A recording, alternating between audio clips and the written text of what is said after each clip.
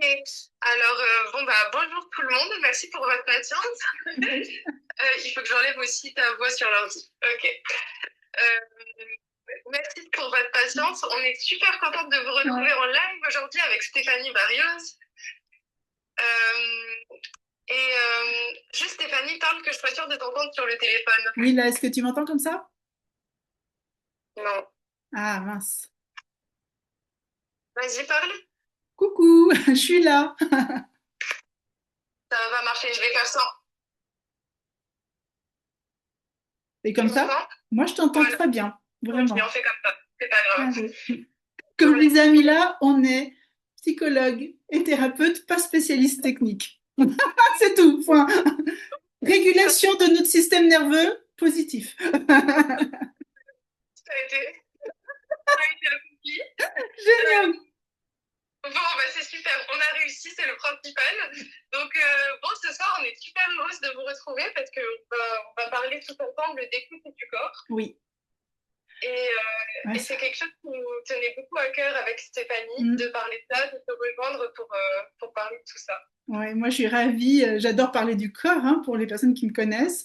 Et ravie que Mila m'ait proposé qu'on fasse ces lives, travailler à deux, partager sur nos visions. C'est tellement enrichissant et ça ouvre tellement de portes. Donc, vraiment, je suis hyper contente d'être là. Et vous, n'hésitez pas à partager vos questionnements ou vos réflexions quand vous écouterez au fur et à mesure de notre discussion. Hein. Vraiment, n'hésitez pas. Ça nourrit plus on partage, plus on ouvre bah, la conscience. Exactement. Exactement, c'est vraiment un échange qu'on vous propose. Et donc, alors, déjà, avant, enfin, pour bien t'ancrer, on va dire, dans ce live, je voulais te demander, Stéphanie, comment tu te sens là maintenant dans ton corps? Je me sens avec de la chaleur. Il y a une certaine fatigue. Moi, je suis en période de règles, il y a la lune, voilà, je suis très sensible à tout ça. En tout cas, je capte bien. Mais il y a beaucoup de chaleur et cette chaleur, elle parle vraiment de ma joie et de l'excitation à découvrir et à ce moment. Vraiment, voilà. Exactement. Et puis moi, de mon côté, c'est un peu ça aussi. Petit stress avant de commencer, mais là, surtout de l'excitation, de partager. Mm. Et voilà. Avant de commencer plus, essaye de couper plus sur ton ordi parce que je m'entends en double. Ah, je l'ai éteint pourtant. Ah ouais? Ouais. C'est bizarre. Attendez. Le On son n'est est, pas ça. le son est coupé, donc tu ne devrais pas t'entendre. Là, c'est mieux? Vas-y, je parle pour moi. Ouais. Moi, je m'entends un peu en double, mais c'est pas très grave. Ah ouais. Mais là, il n'y a pas de son sur mon ordinateur. Ça doit être mon téléphone encore. Peut-être. Bon, euh, du coup, pour introduire cette thématique, j'avais envie de te demander, Stéphanie, pour toi, c'est quoi l'écoute du corps et puis quelle place ça a pour toi dans ta vie? Alors, désolée parce que c'est mon ordinateur qui bug maintenant. Euh, c'est quoi l'écoute du corps? Euh, Moi, pour moi, écouter mon corps, c'est aller sentir tout ce qui s'y joue, comprendre ce qu'il a envie de me raconter, aller beaucoup dans la symbolique. Voilà. Hein, moi, j'ai ouvert la porte beaucoup avec la notion de symbolique, puisque je suis quelqu'un qui somatise beaucoup, donc ayant une haute sensibilité. Euh, Mon corps a beaucoup parlé depuis que je suis enfant. Ouais, je somatisais beaucoup. Alors rien de grave, hein, mais des sensations, des maux de tête, des mal de ventre hein, à l'école, par exemple, où je pleurais beaucoup. Et quand j'ai découvert le monde de la conscience de soi, je vais dire ça comme ça, hein, pas que du développement personnel, mais moi j'ai ouvert plein de portes, surtout des émotions d'abord et du spirituel. Voilà, c'était déjà ça mes deux portes d'entrée. J'ai compris que mon corps me parlait très vite en fait. J'ai commencé avec les fleurs de bac et avec les fleurs, ça m'a tout de suite dit ben en fait ton corps parle. Tu as des émotions, mais en fait il y a autre chose. Si tu as des émotions, c'est quelque chose qui se dit. Donc j'étais très terre à terre. Je me suis dit ouais, il parle et je me suis ouvert à beaucoup de notions symboliques, donc morphopsychologie, hein, c'était dû à mon métier aussi, l'esthétique, puisque j'étais coiffeuse. Et puis après, j'ai découvert. En fait, la vie m'a mis sur le chemin plein de choses. Voilà. Comme je suis une curieuse et puis que je pense que mon intention, quand c'est décidé, attire beaucoup de choses, et ben, j'ai découvert la métamédecine, le décodage biologique, tout ce qui était lié au symbolisme en fait. Donc ça partait de la morphopsychologie jusqu'aux maladies, jusqu'aux cheveux même, hein. Quand j'étais coiffeuse, j'ai découvert du symbolisme autour du langage des cheveux, voilà, et de la santé du cheveu.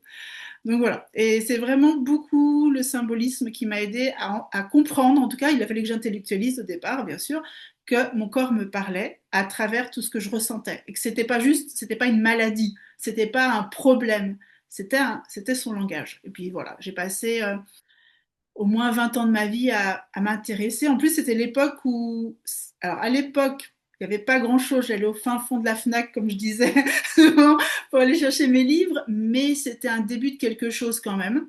Et puis depuis, ça n'a pas arrêté d'ouvrir des portes. Les neurosciences ont ouvert beaucoup de portes. Donc c'est venu que valider tout ce que je ressentais. Voilà. Donc écouter mon corps, c'est écouter toutes ces histoires, tous ces symboles qui m'envoient, mes rêves aussi, hein, tout, mon imaginaire. En fait, moi, je crois à tout ce que je pense.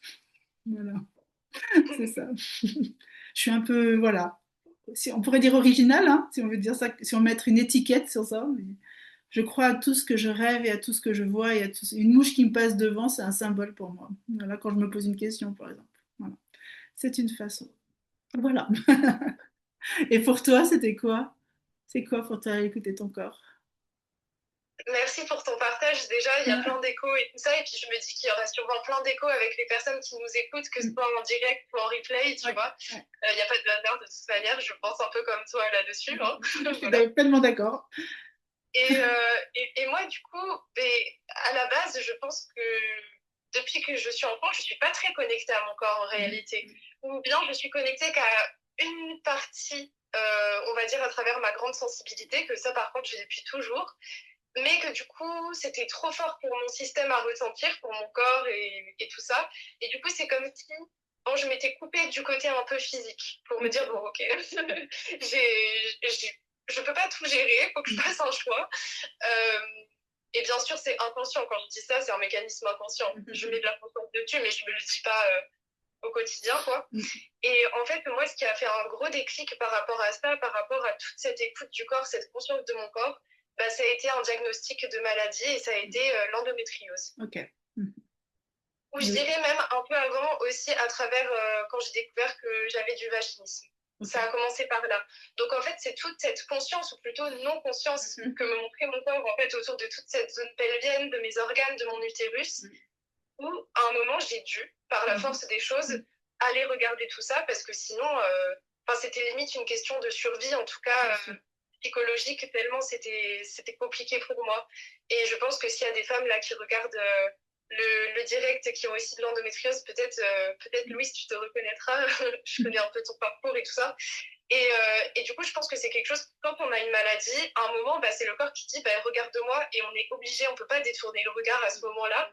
Et fais regarde-moi et écoute-moi aussi. Et c'est pour ça que petit à petit, j'ai eu envie de faire ce chemin de reconnexion à tout ça et d'écoute beaucoup de mon corps, parce que on en parlait avant les lives. Tu disais que pour toi, c'était naturel de te reposer depuis toujours. Oui. Et peut-être que tu pourras en dire un petit mot après. Et pour moi, au contraire, c'était pas naturel du tout. Et vraiment, je ne sentais pas la fatigue jusqu'à ce que je craque, en fait. Et donc, toute cette conscientisation à travers la maladie, en fait, ça m'a forcé, en fait, à me reposer. Et maintenant, j'arrive mieux à sentir ça. Mais ça a été tout un chemin. Et du coup, je crois que l'écoute du corps, déjà, c'est un chemin et que ça dure toute la vie, déjà. Et voilà, si tu voulais rebondir. Il y a tant de choses à dire. Moi, j'ai 1 million de choses à dire, mais je vais aller à la base d'abord parce que nous, on fait des partages et moi, ce que je peux me rendre compte dans mes accompagnements avec les personnes que je accompagne depuis longtemps maintenant, c'est que parfois, on peut se comparer. Et en fait, on a tous une histoire unique. On a tous cette capacité à ressentir notre corps, par contre. Hein, notre système, notre corps, il est fait pour ça. Hein, c'est langage, voilà. Après, c'est une éducation. Moi, j'y ai passé longtemps parce que je dirais que ma zone de génie, si je peux dire comme ça, c'est le développement humain et le langage non verbal du corps. Parce que moi, je ressens tout ce qui n'est pas dit. Voilà. Je ressens toutes ces variations. Mais chacun a son chemin. En sachant aussi que c'est éducationnel. On est quand même dans une société qui, dès tout petit, nous dit non, n'écoute pas ce que tu ressens et tes désirs. Pour tout le monde. Donc, même si maintenant ça peut évoluer, hein, avec l'accompagnement plus, on va dire, pacifiant quand on est parent, à écouter les émotions de nos enfants, à leur donner de la place à ce qu'ils ressentent et tout ça. Donc, on développe plus leur intelligence émotionnelle, parce que là, l'intelligence sensorielle émotionnelle, hein, je le rejoins, c'est une intelligence qui a besoin d'éducation. Voilà. Donc ça, j'avais besoin de le dire parce que on le sait pas. La plupart des gens, ils pensent que c'est un truc magique, le fait d'écouter, hein. C'est un peu comme l'intuition. Moi, je viens du monde spirituel, donc pendant très longtemps, soit on est médium, soit machin, c'est des trucs magiques de savoir écouter son corps. Mais pas du tout. En fait, c'est biologique et physiologique. Par contre, on nous apprend pas. C'est comme l'instinct du chasseur au temps des hommes de Cro-Magnon, en fait. C'est notre instinct. Mais aujourd'hui, l'être humain, il a besoin de l'intellectualiser, d'avoir une éducation. Et merci notre évolution. Aujourd'hui, on a un savoir autour du corps. Hein, c'est pas de la magie. Donc moi, j'avais besoin déjà de partager ça pour que les gens l'entendent. Parce que souvent, ouais, on dissocie. Hein, on met des étiquettes à ce fait d'écouter son corps. Ou même, il y a des croyances, c'est ah, arrête de t'écouter. Hein, vous la connaissez tous, cette phrase. Arrête de t'écouter, allez, avance. Ben, en fait, on s'écoute parce qu'il y a quelque chose à entendre derrière ce qu'on ressent. Voilà. Donc ça, c'est la première chose. Et puis ensuite, bah, la maladie, hein, effectivement, le mal a dit. Alors, attention, je veux mettre tout de suite des parenthèses à tout ça. Écouter son corps et faire du décodage biologique, ça ne veut pas dire que ça va soigner. Ça aide notre système à trouver le système nerveux, à avoir des réponses plus immédiates dans le monde sensoriel. Mais nous ne réparons pas un bras, nous ne soignons pas un cancer à travers le décodage biologique. Mais c'est important, on le sait très bien, dans les graves maladies, la santé mentale est un bon soutien à la guérison quand même de la maladie. Donc trouvons l'équilibre là-dedans. Moi je veux le dire parce que je connais tous les extrêmes, mais en même temps, par contre, c'est un vrai soutien. Parce qu'il y a des tests, il y a des études qui ont été faites, comme quoi une pensée positive, une compréhension, les gens qui font des chemins parallèles en holistique ont plus de guérison que des personnes qui vont rester dans le stress de la maladie. Voilà. C'est ça l'équilibre, il faut en être conscient. Mais il ne faut pas aller dans l'extrême, il ne faut pas faire n'importe quoi. Parce que moi, j'ai vu de tout. Hein. Voilà. Pourtant, je suis très ouverte. Hein. Je suis très ouverte. Donc ça, c'est important. Mais la maladie, elle raconte plein de choses. Et elle va déjà nous parler de notre mode subtil. Hein. Comme on ne peut rien faire sur notre mode physique immédiatement des fois, eh ben, autant l'écouter son mode subtil et devenir souverain et souveraine à travers ça. Moi, je le vis vraiment comme ça. Jamais j'ai cherché à avoir de la magie ou d'avoir toute puissance sur ma vie. Mais par contre, je me sens souveraine dans ma vie. Et je ne donne pas tout le pouvoir à une autre personne. Moi, je le vois comme ça. Je ne sais pas comment ça te parle, toi, si c'est aligné ou pas, mais voilà. Oui, oui, c'est quelque chose qui résonne. Et puis, dans tout le parcours, c'est effectivement comment tu retrouves, enfin, dans moi, mon parcours avec l'endométriose, en tout cas, c'est comment tu retrouves aussi les clés en toi et comment finalement tu peux, bien sûr, enfin, moi, comme toi, en fait, ce qui m'a beaucoup aidé, c'est les médecines douces. Donc, j'ai fait aussi un peu de décodage biologique, la kinésiologie, l'énergétique, tout ça. Ça a été une vraie découverte pour moi, couplée à de la psychologie aussi et à des soins physiques aussi comme l'ostéo. Mais en fait, pour moi, ce qui a vraiment fait un grand changement dans ce parcours-là, c'est quand j'ai commencé à choisir les gens qui allaient m'accompagner là-dedans, dans l'espace de mon cœur et en ressentant mes sensations corporelles aussi. Parce qu'au final, c'est quand même la question de qui va m'aider dans mon chemin de guérison avec mon corps et avec mon tout, mais aussi avec mon corps. Et du coup, le corps, il est tellement au centre de tout que on ne peut pas ne pas le consulter là-dedans, je dirais. Et surtout, le ventre, c'est hyper symbolique, c'est écouter son instinct, écouter son centre et tout. Et j'ai vu une vraie différence du moment où j'étais en mode survie, en mode il faut que je guérisse, il faut que je trouve des solutions, il faut un peu dans un truc extérieur, en mode oh, peut-être que tel ou tel praticien, ça va enfin me guérir, ça va enfin me sauver, non, non, non. Et le moment où, en fait, je me suis dit, bah, en fait, je lâche, et c'est pas grave si je guéris pas maintenant, mais par contre, j'ai envie de m'entourer de personnes où ça va être bienfaisant pour moi dans mon parcours de guérison, et où toutes les facettes de moi pourront être prises en compte aussi dans ce parcours-là. Et du coup, revenir au corps, c'est aussi ça, c'est aussi s'écouter dans les personnes auxquels on va s'adresser pour nous accompagner. Mais Tout à fait. effectivement, tu as raison de mentionner le mot de souveraineté, Oui. parce qu'au final, on est au centre et c'est nous qui prenons les décisions, qui cheminons. Et l'extérieur, c'est des outils, c'est pour aider sur le chemin, mais le chemin, bah, c'est nous qui marchons avec nos deux pieds, hein, toujours. Tout à Donc, fait. Ouais. carrément. Ouais, tu l'expliques très bien. Merci pour ce partage parce que ça illustre très bien ce que moi je vois et je disais. Et surtout, euh, comment l'expliquer? C'est que, en fait, on vient quand même face à la maladie de millénaires où on subissait la maladie, surtout dans notre culture occidentale, hein, je vais le dire, parce que dans notre culture orientale, il y a une autre vision du corps. C'est très occidental, cette vision où le corps, c'est une machine qui nous sert à quelque chose et il faut la maintenir comme on répare une voiture, quoi. Voilà. Donc on a la croyance qu'il y a un truc qui ne va pas, on va voir le médecin, il va résoudre. Oui, il a des solutions, mais aujourd'hui on peut le voir qu'il n'a pas des solutions à tout, hein, parce que voilà. Et aussi, on ne sait pas que notre corps est fait pour nous faire vivre.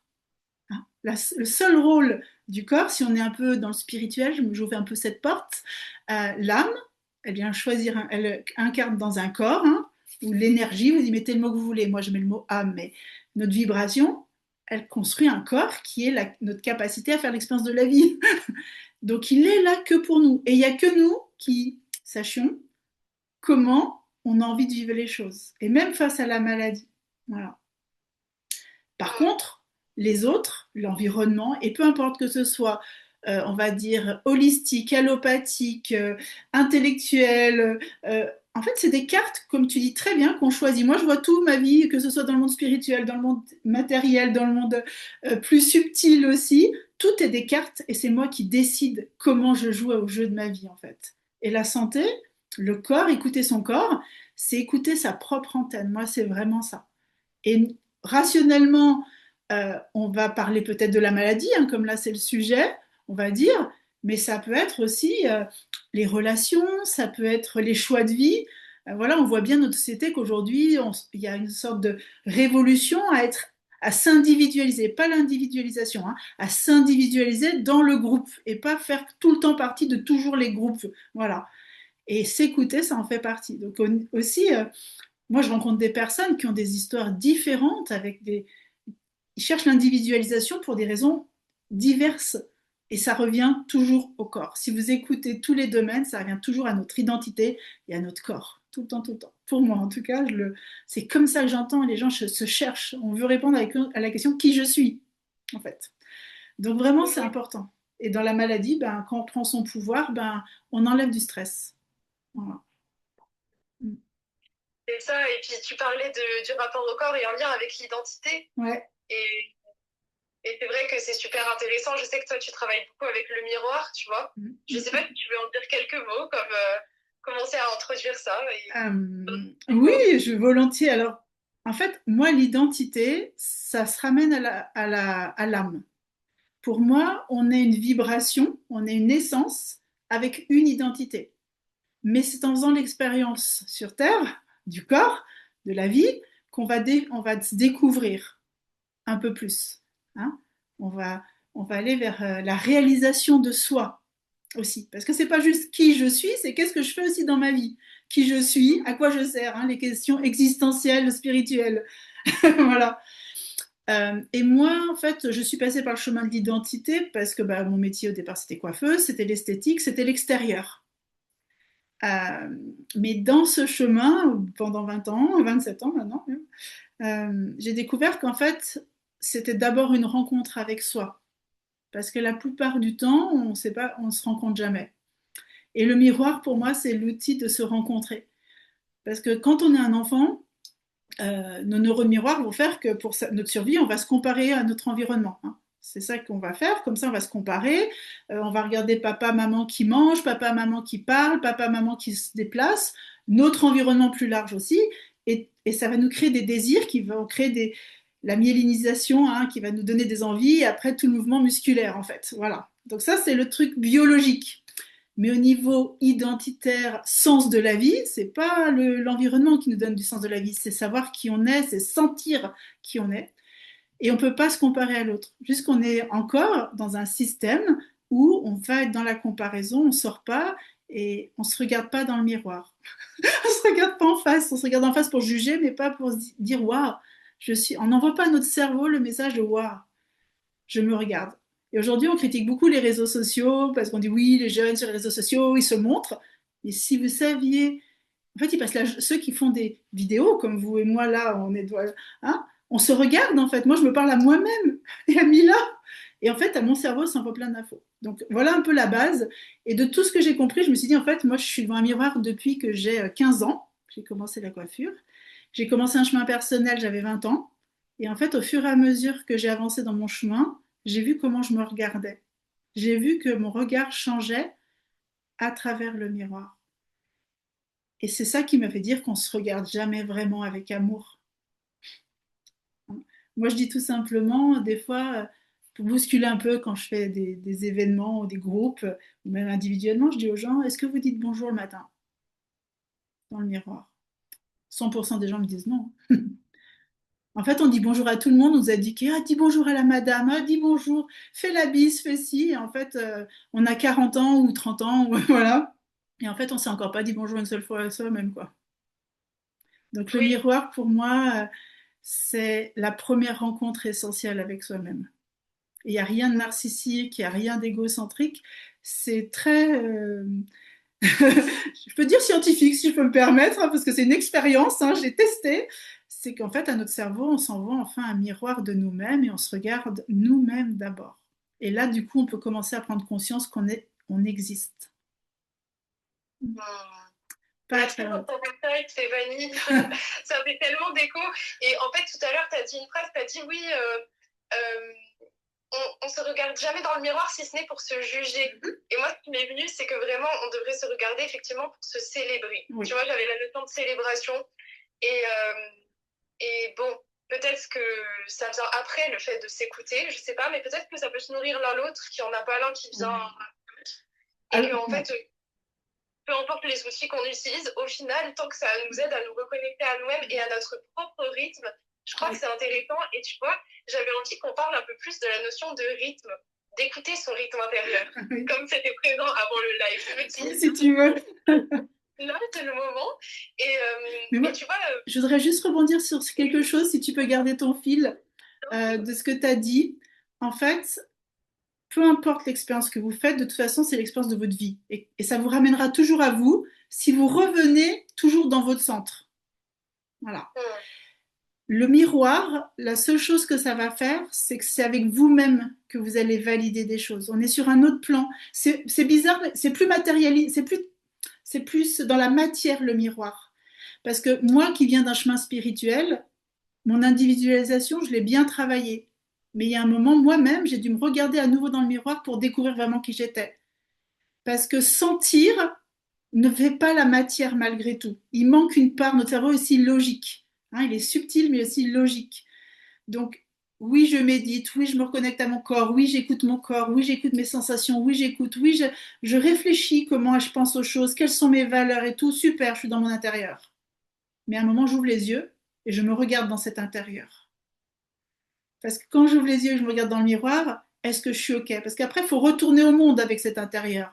Hein, on parle du regard des autres, mais du coup, il vaut mieux regarder son regard à soi-même d'abord, et après, on est tranquille pour aller dans le regard des autres, parce qu'en fait, les autres, c'est que les autres.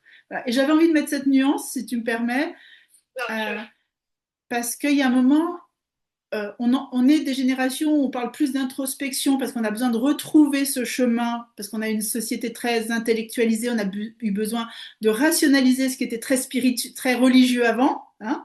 On est revenu du rationnel, mais on revient quand même à l'intériorité. Mais il ne faut pas oublier qu'on est des gens incarnés et qu'on doit revenir à notre propre réalité. Comment dans le monde on a envie de s'incarner et se regarder dans le miroir, c'est se regarder soi, c'est remettre des mots doux. Il y a plein de trucs. Alors là, on peut y passer des heures, on peut en faire un sujet à part entière, le miroir. Mais je trouve que c'est important cette conscience du jeu du va-et-vient. Quelle partie de moi je chemine? Tout est OK. J'écoute mon corps dans mon intériorité, mais je l'écoute aussi dans qu'est-ce que je vois de moi ou qu'est-ce que je veux montrer de moi. Parce qu'on critique cette notion de superficialité, mais en fait, on est superficiel quand on n'est pas conscient de soi. Mais si on est très conscient de soi, on sait comment on veut se montrer au monde aussi. et on peut choisir comment on se montre au monde. Et c'est pas superficiel, c'est juste de la conscience de soi. Voilà. J'avais besoin de nourrir un peu ça parce que ça fait partie aussi de l'écoute. C'est intéressant et du coup, ça me fait connecter à d'autres choses. Mais désolée. On va rester sur notre fil. Attends, il y a la semaine prochaine avec la rencontre avec soi. Ça vient un peu là-dedans. On pourra reparler de ça. C'est ça, ça va avec ça. C'est sûr que l'image, en tout cas, ça a une part aussi importante et que, comme tu l'as dit, c'est des fois loin d'être superficiel. Oui. Ou alors, la superficialité a sa place aussi. Enfin, voilà. Oui, en fait, c'est la. Alors, je pourrais dire, c'est l'incarnation. Là où on sent qu'il y a des dissonances, c'est quand les personnes font pour se cacher ou créer une image qui ne sont pas vraiment elles-mêmes.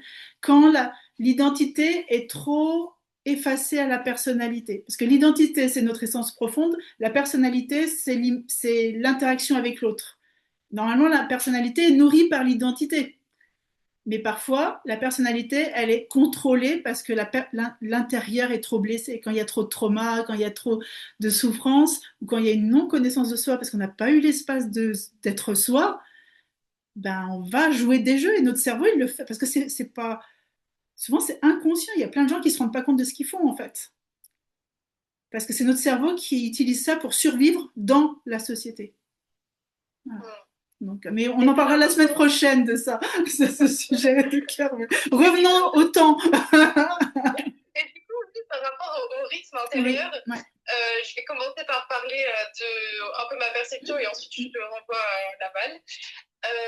Parce qu'on en parlait juste avant et je trouvais ça intéressant. Moi, ce qui a été hyper clé dans mon parcours, c'est de me reconnecter effectivement à mon rythme intérieur à moi et pas le rythme que je pensais que je devais avoir. Que ma tête, mon mental pensait qu'il devait tenir et tout. Et je pense que ça revient aussi au fait qu'on est dans une société qui est très linéaire, où on devrait voilà, être dans une dynamique toujours pareille et où, du coup, les cycles, notamment féminins, ont peu leur place, notamment dans le monde du travail, tu vois. Et donc, je trouve qu'il y a tout un truc à déconstruire et à se dire, mais en fait, de quoi j'ai besoin là maintenant? Dans quel rythme j'ai besoin de faire telle chose? Parce que des fois, c'est pas qu'on n'a pas l'énergie de faire une chose, mais c'est qu'on ne la prend pas du bon côté avec le bon rythme. Et puis aussi, il y a tout le côté régulation du système nerveux où en fait, je me suis rendu compte que des fois, je faisais les choses comme si j'étais en danger. C'est-à-dire comme si derrière, il y a un ours qui allait me tuer. Hop là, vite, vite, vite, je dois finir ça, vite, vite, vite, vite. Et en fait, mais pourquoi tu dois finir vite, vite, vite? Bah, je sais pas. Bon, et après, il y a aussi mon parcours d'étudiante dans les études où, bon, pour de vrai, il y a des échéances et tout ça. Mais c'est comment tu composes avec le rythme extérieur, mais tu apprends à retrouver ton rythme intérieur aussi. Et comment tu remets un peu plus de présence dans le fait d'être à travers ce que tu fais. Pas forcément arrêter de faire, mais remettre de quelque chose d'incarné dans ce que tu es en train de faire. Et de remettre aussi toute ton émotion, tout ton cœur aussi. Et aussi faire les choses, oui, mais dans le respect du rythme de son corps. Et ça c'est un vrai apprentissage. Et tu vois, ça fait un peu écho à ce que tu disais avant le live, parce que moi, quand j'étais petite fille, on me reprochait beaucoup à l'école que j'étais trop lente, que j'arrivais pas à faire les choses vite comme tout le monde, en sport, je courais pas assez vite. Et pendant longtemps, ça a été un complexe, ça. Et je pense qu'après, par la suite, j'ai essayé d'aller dans ce côté vite, vite, vite et d'investir ce côté vitesse. Mais en fait, ma lenteur, ça n'a jamais été un problème. Et bon, je pense que tu vas pouvoir rebondir là-dessus. Ah bah oui, j'ai pas grand-chose à dire de plus que ce que tu as dit. Après, je peux l'analyser, je peux faire du détail, mais en fait, il n'y a pas de lenteur. Moi, j'adore, enfin, moi j'aime bien jouer avec les opposés. Hein. Je suis quelqu'un qui aime beaucoup être aligné, je recherche toujours cet alignement à l'intérieur de moi, mais j'adore les oppositions, d'où le miroir, les deux facettes du miroir. En fait, il n'y a pas de lenteur. Faut quand même, enfin, moi, pourtant, je suis très perchée pour plein de gens, mais je rationalise toujours et je ramène toujours aussi quand même à notre environnement. Effectivement, nous sommes encore des êtres humains qui fonctionnent qu'à partir de notre cerveau reptilien, donc qui est programmé sur la survie. Nos émotions de base, elles sont juste de la survie au départ. Voilà, c'est pour qu'on voilà. Donc, quoi qu'il arrive, euh, on fonctionne comme ça. Et on est une société qui a encore beaucoup ce mode de survie. Donc dès l'école, Hein. Dès l'école, moi, juste avant de là, je parlais de mon garçon, mais je peux parler de moi. Hein. Moi, j'ai passé ma maternelle à pleurer. J'ai passé mon collège à vomir. Voilà.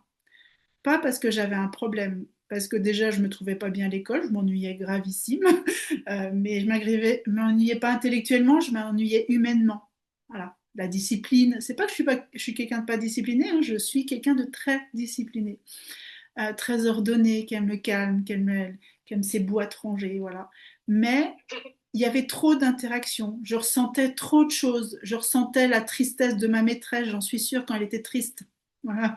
Hein, mais je ne pouvais pas l'analyser. J'avais déjà mes émotions, plus ressentir les émotions des adultes qui n'en faisaient rien.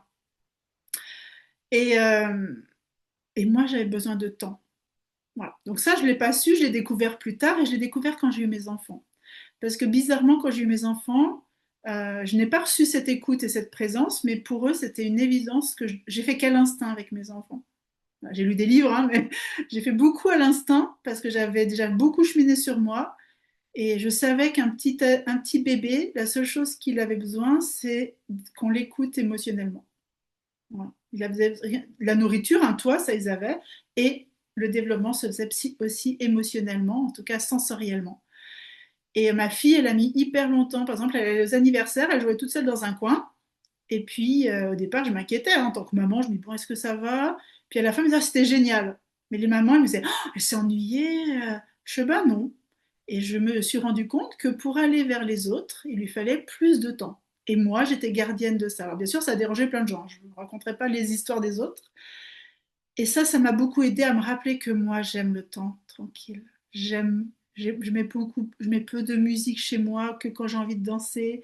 J'aime le calme. Dès qu'on me presse, ça m'angoisse. J'ai adoré le Covid parce qu'au moins j'étais à mon rythme de vie, honnêtement. J'ai, J'adorais ne pas devoir me lever le matin pour emmener les enfants à l'école, devoir être à telle heure ici. Voilà. Et ça a été un chemin d'apprentissage parce que bah, à l'école, on me disait d'aller vite, dépêche-toi, prépare-toi, fais des résultats rapides, va vite à ta chaise. En fait, l'école, mes parents, hein, je les aime très fort, je vous adore si vous voyez ce live. Mais j'ai un papa, il s'assoit encore, il a 75 ans, il reste pas 5 minutes sur le canapé, quoi. Faut faire, faut actionner, faut y aller. Et j'ai une maman ben, qui était dans sa génération. Voilà, on faisait, fallait faire vite, fallait parce qu'il y avait la survie. On a cette mémoire, on la porte tous. Et tout à l'heure, tu disais, tu vois, faut apprendre, mais moi, je crois pas qu'il faut apprendre. Il faut se souvenir et déprogrammer les choses qu'on nous a programmées qui ne nous appartiennent pas. Mais il faut se rappeler qu'on a le droit. Voilà. Et comme je disais juste avant, après je m'arrêterai, mais j'ai toujours des choses à raconter. C'est que moi, en fait, on m'a toujours reproché de ne pas assez être, je sais pas quel mot, il n'y a pas un mot précis, mais on m'a fait toujours remarquer que je faisais les choses pas assez vite, ou j'étais trop, ou j'étais par contre trop lente, ou je faisais des choses qui n'étaient pas dans la norme. Par exemple, quand j'avais mon salon de coiffure, en sachant que je faisais 70 heures par semaine, hein, voilà, de boulot, entre le salon, plus la gestion, plus tout ça, il m'arrivait que des matins, j'arrivais pas à me lever, j'étais fatiguée. Et je m'autorisais à annuler toute ma journée de travail. Mais vraiment, je sentais dans mon corps que si j'y allais, j'allais tomber dans les pommes. J'allais pas tenir mes 10 clientes d'affilée. Voilà. Et longtemps, je me suis dit, ouais, mince, professionnellement, ça se fait pas, tu vas pas t'en sortir. J'ai eu des remarques sur ça. Oui, bah, faut un peu se sacrifier, allez, ok. Mais moi, j'y arrivais pas. Et je l'annulais tout. Et en fait, le lendemain, je repartais comme en l'an 40, quoi. Voilà, comme on dit dans ces vieilles expressions. Ça m'a créé beaucoup de culpabilité professionnellement. Euh, et quand j'ai vendu mon salon, une grande partie de ma fatigue était due à la culpabilité que j'avais de ne pas être dans le rythme comme tout le monde. Voilà. Et que j'avais pas les stratégies pour pouvoir, malgré tout, créer de la sécurité matérielle, développer mon business et mes ambitions avec mon rythme. Mais c'était une très belle leçon, j'ai beaucoup de gratitude et aujourd'hui, j'ai créé mon entreprise à l'image de mon rythme de vie en comprenant que le corps, il n'a pas besoin de souffrir pour pouvoir être performant. Hein, moi, j'accompagne des entrepreneurs et entrepreneuses dans ce sens-là aussi. Hein, j'ai côté des particuliers, mais bon, moi, je vis dans l'entrepreneuriat depuis ma naissance, donc c'est quand même un domaine où il y a beaucoup de souffrance aussi. Hein. Moi, je vois beaucoup d'entrepreneurs et entrepreneuses tomber malades, hein, de ne pas s'écouter. Voilà. Donc j'essaie de rapprendre et de créer un business avec une stratégie de rythme de vie. Donc tu vois, moi le rythme c'est un truc qui me parle depuis longtemps, mais c'est complexe, hein. C'est des vraies structures. Aujourd'hui encore, hein, moi je vois en tant que maman, mes enfants ont une activité extrascolaire. Et combien de fois on m'a dit ah mais ils font que ça et ils s'ennuient pas. Et purée, c'est dans l'ennui qu'on crée, hein. C'est dans l'ennui qu'on sent son corps et qu'on a le temps de l'écouter.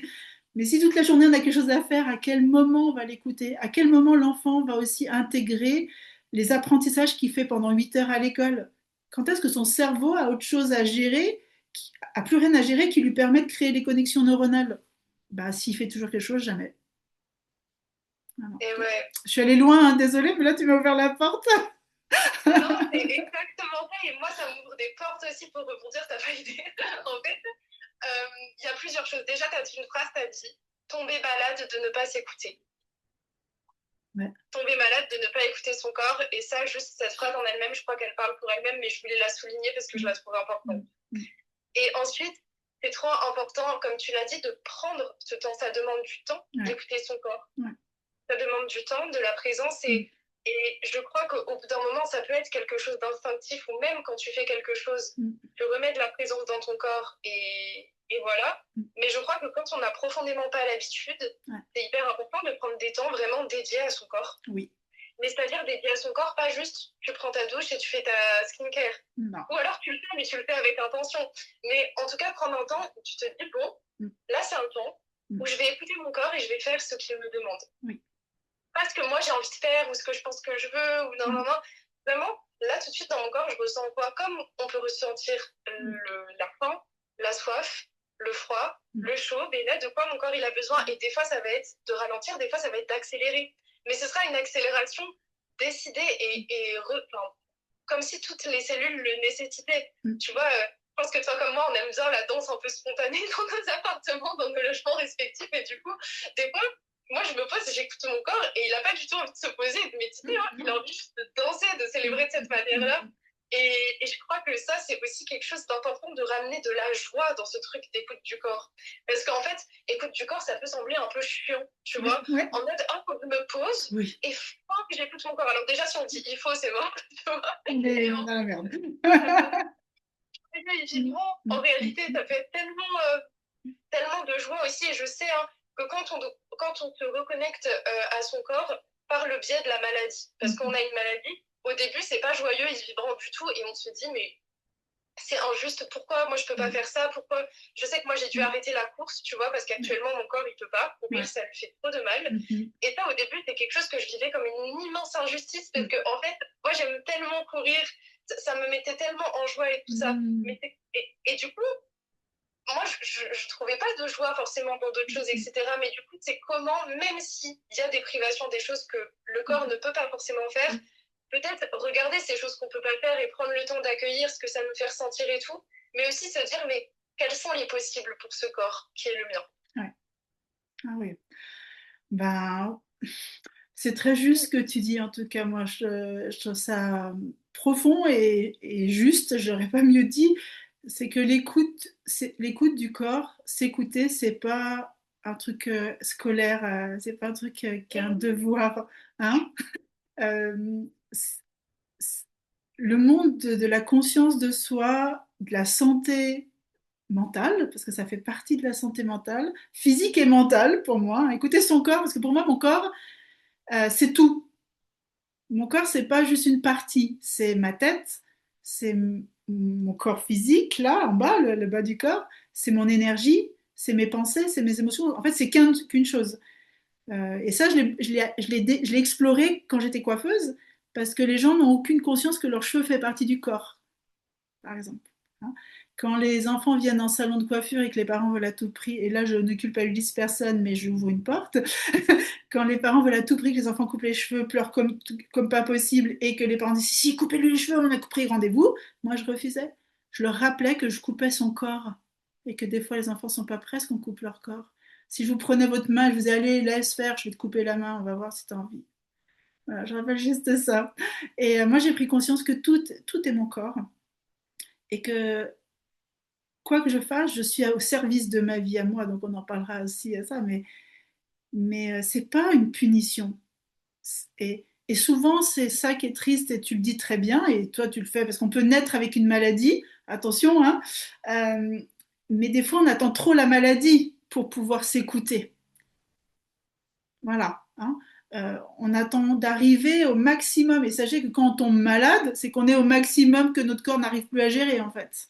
Voilà. Après, on a les maladies de l'inconscient. Alors, moi, je le dire comme ça. Hein. On est avec, ou il y a tout ce qui est inconscient, si c'est assez jeune. Mais on revient à ces gens qui tombent malades de ne pas s'écouter. Bah, c'est ça, en fait. C'est qu'à force, le corps a trouvé des compensations, il dort mal, machin, je mange beaucoup, je prends du poids, je ne sais pas, enfin voilà. Mais un jour, on tombe malade parce que tous les systèmes sont saturés. Voilà. Et ce n'est pas une punition. Normalement, de toute façon, on devrait l'apprendre à l'école à écouter son corps. Si on accompagnait les enfants, alors moi je reviens souvent à l'enfance parce que pour moi aujourd'hui, on a une société qui est bancale dans l'éducation. Il manque l'éducation de l'être. Et le corps est l'être. Donc, si on n'apprend pas aux enfants à écouter leur rythme, si on n'apprend pas à écouter leurs émotions, si on leur explique pas qu'est-ce qui se passe dans leur corps, parce qu'en fait, la plupart du temps, on sait qu'on a un système digestif, on sait qu'on a un cerveau, qu'on a des yeux, qu'on a des oreilles, qu'on a un système auditif, des muscles, mais qui est-ce qui connaît vraiment, purement, biologiquement et physiologiquement, vraiment son corps? Personne, tu vois. Donc si on apprend aux enfants, moi, mes enfants, je leur ai appris leur corps, comment ça marche et tout ça, et comprendre comme c'est beau quand on voit ce qu'il y a derrière le corps. Imaginez qu'on a tout un système vivant qui digère, qui réfléchit, qui sent, qui trie. Hein. Les rêves, c'est le tri de nos émotions de la journée. Voilà. Donc ça, c'est très important. Et c'est vraiment une joie. Mais on a une société qui a créé ça comme un devoir. Voilà. On doit prendre son corps en main, on doit se comprendre, on doit faire du sport, on doit aller à la salle, on doit marcher, on doit faire je sais pas quoi, hein, pour être en santé. Bah, moi, j'ai vu des gens faire du sport de fou et pas être en santé du tout. Hein. Voilà. Faut pas aller dans ces extrêmes. Voilà. Donc c'est très juste tout ce que tu dis. C'est très complexe en fait. C'est vraiment un chemin d'ouverture je dis de conscience, ouvrir son esprit, sa vision, hein, au lieu de regarder comme ça. Moi, je vois souvent comme ça. Allez, si on regardait de façon multiple, hein, le corps. Voilà. Et Donc, puis ouvrir tes sens. bah oui. Ouvrir absolument tout, en fait, s'ouvrir à soi-même, Ouais, il n'y a pas de arrêter d'avoir danger. peur de soi-même. Et tu vois, c'est intéressant parce qu'on disait, oui, on peut tomber malade de ne pas s'écouter. Et je crois aussi, parce qu'il est venu quand tu parlais, c'est qu'on peut aussi tomber malade de ne pas s'exprimer. Ah bah Il y oui. a l'écoute et l'expression fait partie de cette écoute-là, je crois, d'écouter son besoin d'expression aussi et, et son besoin de ne pas toujours être dans l'écoute aussi des autres et son besoin de s'écouter soi et de se laisser être vu et se laisser s'exprimer. Et bah, chaque corps est unique et chaque expression, qu'elle soit corporelle ou autre, mais ça passe toujours par le corporel, est unique. Et comment on arrive à célébrer ça, genre son expression corporelle unique, sa sensualité unique, sa beauté unique. Et je sais que la beauté, c'est quelque chose de cher à ton cœur aussi, cette notion de beauté avec un grand B, tu vois. Ouais. Et Ben, dans le monde idéal qui est le mien, de ma vision, c'est qu'en fait, moi aujourd'hui, en toute transparence, je suis une personne qui ne comprend pas les gens qui jugent les autres. Moi, je m'en fous des autres, mais pas dans le sens je m'en fous humainement, je m'en fous de ce qu'ils font et de ce qu'ils montrent. Je n'ai mon cerveau n'analyse pas le langage physique des gens, mais il analyse beaucoup plus le non-verbal. Voilà. Et même si le corps exprime des choses, mais je ne vais pas m'arrêter sur la forme, je me dis il y a quelque chose derrière. Et aujourd'hui, pour moi, l'évolution de notre espèce, je veux dire ça comme ça, c'est quand on va arriver à se défaire des injonctions. Parce que quand on a un jugement sur l'autre, regardez bien, les trois doigts qui sont vers soi. je l'avais jamais vu comme ça, c'est hyper parlant. Je remercie Christian Junot, hein, parce que c'est pas moi qui l'ai inventé. Il l'a entendu, je pense qu'il y en a d'autres. Mais je trouve que ça m'a beaucoup parlé, parce que quand on juge l'autre, ça veut dire que des parties de notre cerveau ont un programme d'auto-jugement sur nous-mêmes. Ou c'est parce qu'on ne comprend pas, et donc on préfère juger. Et ça, c'est un système de survie archaïque. Hein, attention, on revient toujours à la même chose, je ne donne pas d'excuses aux gens qui jugent. Mais on l'a tous. On a tous cette première analyse de mettre des étiquettes ou de donner un degré. Mais en fait, on est tous parfaits. On est tous incroyables. On est uniques et parfait. Moi, je dis ça. On est parfait dans notre imperfection. Moi, j'avais écouté un anthropologue qui disait la perfection de l'être humain, c'est son imperfection, parce qu'on n'est pas mature. On est la seule espèce qui n'est pas mature. C'est notre cerveau qui va grandir en dehors du ventre de notre parent. Voilà. Et, euh, et ça, c'est toutes des phrases qui peuvent paraître philosophiques et tout, mais si vous posez là-dessus, vous posez les questions, on va dire, mais en fait, du coup, j'ai la liberté d'être. Et moi, dans les accompagnements, des fois, je dis aux gens, mais qu'est-ce que vous feriez là? Alors, des fois, il y a des personnes qui restent très sages parce qu'elles n'osent pas, et puis elles me disent, oh, là, en fait, je me rappelle, j'avais fait une séance avec une personne qui était ostéopathe, et elle travaillait sur les réflexes archaïques. Donc, elle avait déjà une ouverture. Elle me dit, là, pour libérer ce que je viens de partager, j'ai envie d'être par terre, de me rouler par terre, de bouger. Je dis, vas-y, vas-y. Elle me dit, ah, mais ça ne te gêne pas? Je dis, si ça ne te gêne pas, je ne regarde pas. Mais fais ce que ton corps a envie. Moi, je fais beaucoup bouger les gens. Je fais beaucoup parler. Je fais beaucoup exprimer plein de choses. Je vais chercher de dire, mais dis, peu importe, rien n'est bête, tout est OK.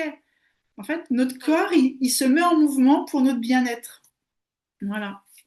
Et pour Et je réaligner. trouve ça beau de revenir à cet aspect de mouvement. Quand on parle d'écoute du corps, aussi parler d'écoute par le mouvement, parce qu'en fait, l'écoute, quand on parle d'écoute, souvent dans notre société, on pense que déjà on n'écoute qu'avec nos oreilles. Mais même là, je t'écoute, je t'écoute pas qu'avec mes oreilles, je t'écoute avec mon corps, je t'écoute avec mon corps, je t'écoute avec tout ce que je suis. C'est ça. Et donc, déjà, l'écoute tout court ne se limite pas aux oreilles, et puis l'écoute de son corps encore moins, parce que bah, le langage du corps, c'est quand même préférentiel, c'est quand même les sensations.